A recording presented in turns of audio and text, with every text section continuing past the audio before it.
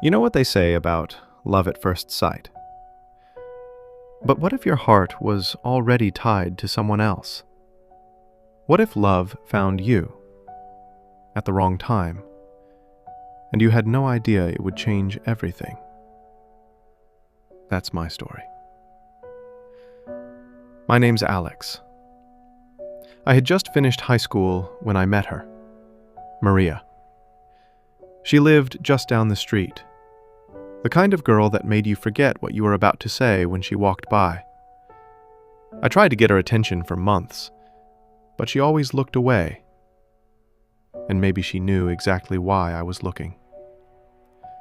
My friends told me to go for it. But how do you chase a priest's daughter without becoming the talk of the neighborhood? Still, I couldn't help myself. I just wanted her to see me, the way I saw her. After months of trying, she finally noticed me. We talked, and I told her everything. How long I'd liked her, how she made my heart race every time she smiled. And she said something I'll never forget. I've noticed you too. And I love you too. But then she added, I'm already in a relationship. His name was Steven, a college guy. And just like that, I was both seen and invisible. We started chatting anyway. Long late-night talks on Facebook. She said we couldn't be together, but she didn't want me with anyone else either. And I let her. Because love makes you weak in strange ways. Then, one day, I met someone else. Her name was Esther. I saw her at a restaurant.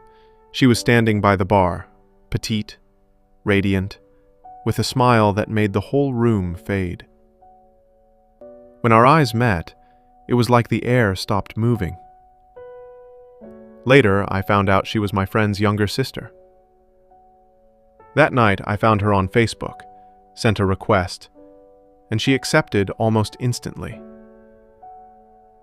Our chats were magical, the kind that make you forget time exists. In just a few days, I asked her out, and she said yes. She told me she was a virgin, said she'd visit me once she got into college, when she'd finally have her freedom. Months later, she called. She was in school. She said she'd come see me soon. When she finally did, it was everything I imagined. And more. We laughed, held hands, shared ice cream. And that night, we made love.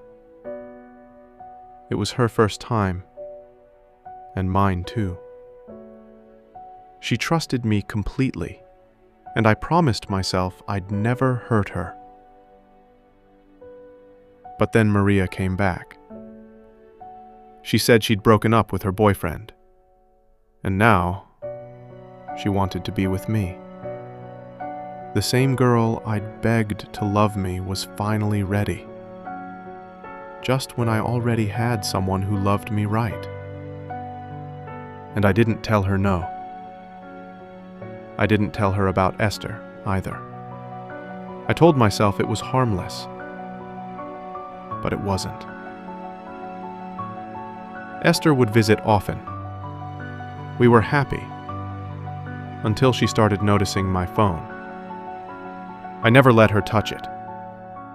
At first, she laughed. Then she stopped. One night, after we made love, she was wearing my big shirt, smiling, glowing.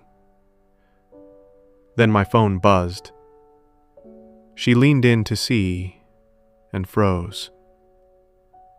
On the screen, a message from Maria. It said, I love you too. The smile on Esther's face disappeared.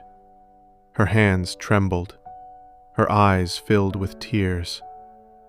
She looked at me, silent, broken, and whispered, "After everything we shared, this is what I mean to you?" Her voice cracked like glass. I tried to explain, but how do you explain betrayal to someone who gave you everything? She said, "Give me your phone then." I couldn't.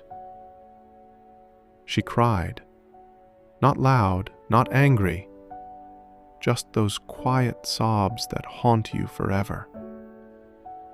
She packed her bag. It was 2 a.m. I begged her to stay. She said, "Then show me the truth." But I couldn't.